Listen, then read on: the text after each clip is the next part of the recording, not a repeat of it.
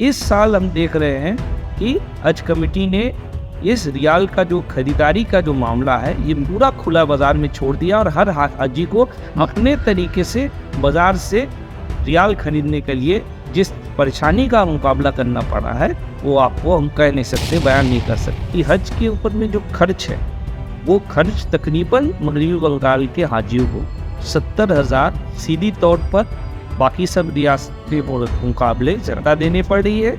और अगर आप रियाल और बाकी सब जो चीज़ हज कमेटी दिया करती थी उस खर्च को अगर जोड़े तो तकरीबन और 50,000 का फर्क पड़ जाएगा। आवाज़ द्वारा एक प्रेस कॉन्फ्रेंस करते हुए डॉक्टर फवाद हलीम ने हज कमेटी समेत राज्य सरकार और केंद्र सरकार की कई चीज़ों का खुलासा किया है कि कैसे पश्चिम बंगाल के हाजियों से पैसा वसूला जा रहा है। राज्य सरकार और केंद्र सरकार पश्चिम बंगाल के हाजियों के साथ सौतेला सुलूक कर रही है। साथ ही हर साल हज करने वालों की संख्या भारत से क्यों कम हो रही है।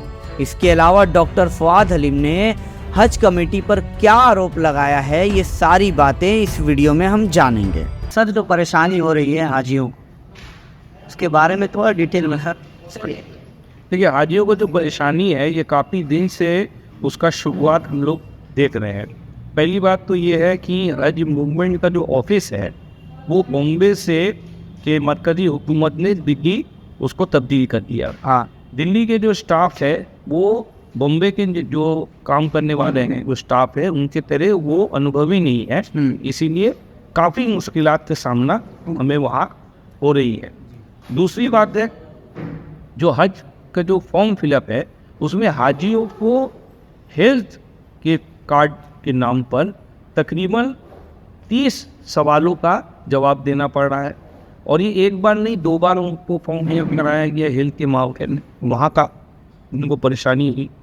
उसके बाद हम लोग देख रहे हैं कि मगरबी बंगाल में हाजियों का जो ट्रेनिंग जो ज़्यादातर हम लोग रमज़ान महीने से पहले हम लोग शुरू कर देते थे, इस साल रियासती हज कमेटी का जो जिस तरीके से उन्होंने रवैया इख्तियार किया है ये ईद के बाद शुरू हुई।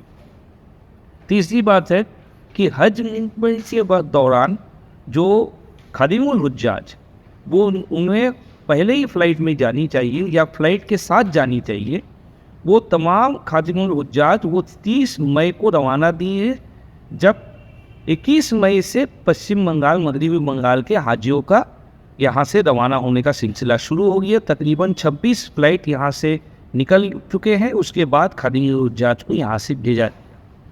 खिदमत के मामले में हाजी जब वहाँ पहुँचे उनका रिहायशी का इंतज़ाम क्या है, उनका बाकी सब क्या इंतज़ाम है, वो वहाँ पे परेशान थे क्योंकि कोई खादिमुल हुज्जाज वहाँ पर मौजूद नहीं थे 21 मई से लेकर के 30 मई तक।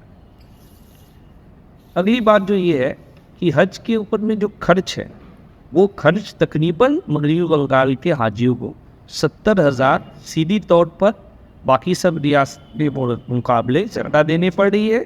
और अगर आप रियाल और बाकी सब जो चीज़ हज कमेटी दिया करती थी उस खर्च को अगर जोड़े तो तकरीबन और 50,000 का फर्क पड़ जाएगा। इसके बारे में रियासती हज कमेटी, रियासती सरकार ने कोई भी कदम अभी तक ठोस कदम नहीं उठाई। करेंसी एक्सचेंज को भी लेकर परेशानी हो रही है। हज कमेटी ऑफ इंडिया हमेशा ये जिम्मेदारी लेती थी कि तमाम जो हाजी है और वो हाजियों में ऐसे एक बड़ी आबादी थे जो लोग पहले बार अपने ज़िंदगी में कहीं बाहर मुल्क में जा रहे हैं, पहली बार ज़िंदगी में वो लोग फ़्लाइट में कदम दे रहे, पहली बार पासपोर्ट बनवा रहे हैं, तो उनका हो करके मरकज़ी हज कमेटी बाज़ार से सही वक्त पर कम रेट में रियाल को ख़रीदा करती थी और 1900 रियाल हर हाजी को तकसीम किया करती थी। इसका पैसा हाजी खुद देता था, लेकिन चूंकि ये कलेक्टिव रेट में ख़रीदा जाता था, बल्क में ख़रीदा जाता था, उसका एक जो फ़ायदा है हाजी को मिलता था। इस साल हम देख रहे हैं कि हज कमेटी ने इस रियाल का जो ख़रीदारी का जो मामला है ये पूरा खुला बाज़ार में छोड़ दिया और हर हाजी को अपने तरीके से बाज़ार से रियाल खरीदने के लिए जिस परेशानी का मुकाबला करना पड़ा है वो आपको हम कह नहीं सकते, बयान नहीं कर सकते, लेकिन हाजी को पूछने से आपको पता चलेगा। और बाज़ार से रियाल खरीदने में जिस तरीके से काला बाज़ारी का जो दौड़ और आलम देखने को मिल रहा है, इससे पहले कभी हमने नहीं देखा। सर मुख्य रूप से जिम्मेदार किसको मानेंगे, गवर्नमेंट ऑफ इंडिया को या गवर्नमेंट ऑफ वेस्ट बंगाल या हज कमेटी? मैं समझता हूँ कि हज के मामले में मरकज़ी और रियासती हुकूमत और उनके साथ मरकज़ी हज कमेटी और रियासती हज कमेटी ने हाल छोड़ दिया है। वो लोग हाजी को अपने नसीब के ऊपर में छोड़ दिए है। वो लोग अपने तरीके से जैसे हो सके वो लोग काम कर ले। जिम्मेदारी के तौर पर मरकज़ी हुकूमत, रियासती हुकूमत, हज कमेटी ऑफ इंडिया और वेस्ट बंगाल हज कमेटी, वो लोग अपना पल्ला झाड़ करके हाथ धो दिए। उनके तरफ से जिस तरीके से आगे के दौर में हम लोग देखा करते थे, एक इन्वॉल्वमेंट रहा करता था, प्लानिंग रहा करता था, उसकी बड़ी कमी आज दिख रही। सर एक आखिरी सवाल, जो आपने वेबसाइट का जिक्र किया प्रेस कॉन्फ्रेंस के दरमियान, एक गवर्नमेंट का वेबसाइट हमेशा अप टू डेट होना चाहिए, जैसे कि आपने कहा कि वहाँ डेटा नो फाउंड दिखा रहा, कोई डेटा शो नहीं कर रहा है, इसके बारे में थोड़ा बताइए। देखिए, कम्युनिकेशन आज का ज़माने में सबसे अहम हथियार है और अहम ज़रिया है मुश्किलात को पार करने की। आप मरकज़ी हज कमेटी की अगर वेबसाइट में जाएं तो हज कमेटी ऑफ इंडिया का जो मेम्बरान है उसको अगर आप क्लिक करें तो वो खुलते ही आपको कहता है कि नॉट फाउंड। तो इस वक्त मरकज़ी हज कमेटी के कौन मेम्बरान हैं, कौन चेयरमैन है, कौन उसके मेंबर सेक्रेटरी है, इसके बारे में आम हाजी को कोई भी तरीके से खबर लेने की गुंजाइश नहीं है। रियासती हज कमेटी का जो वेबसाइट है वो आगे यहाँ पर बंगला और उर्दू में शाया किया गया था, उसे तब्दील करके अभी सिर्फ अंग्रेज़ी में उसको खोला जा सकता है।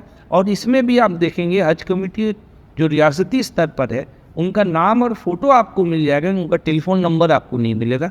आपको सिर्फ जानकारी मिलेगी ये कौन है, लेकिन आपके मुश्किलात को हल करने के लिए उन तक पहुंचने का ज़रिया क्या है ये कहीं भी वेबसाइट में आपको नहीं मिलेगा। तो आपका डिमांड क्या है आज? हमारा डिमांड साफ है। एक है कि मरकज़ी हुकूमत, रियासती हुकूमत, हज कमेटी ऑफ इंडिया और रियासती हज कमेटी अपने में तालमेल बनाए। ये जो 70,000 रुपया मगरबी बंगाल का हाजियों को एक्स्ट्रा देना पड़ रहा है, इसके बारे में तहकीकात हो, इसका खुलासा हो, क्यों ये 70,000 का फिगर आया है। हमने सुना है 25 तारीख को हमने डिपुटेशन दी थी मई महीना में, तो हमें ये कहा गया है कि चीफ सेक्रेटरी बंगाल के उन्होंने एक चिट्ठी लिखी है, लेकिन ये चिट्ठी लिख करके चुप्पी साधने से नहीं होगा।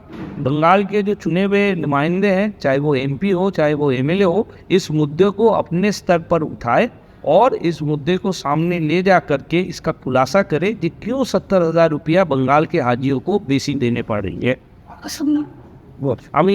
हम डॉक्टर फुआद हलीम, हम हज कमेटी ऑफ इंडिया वो है उसके पूर्व सदस्य हैं।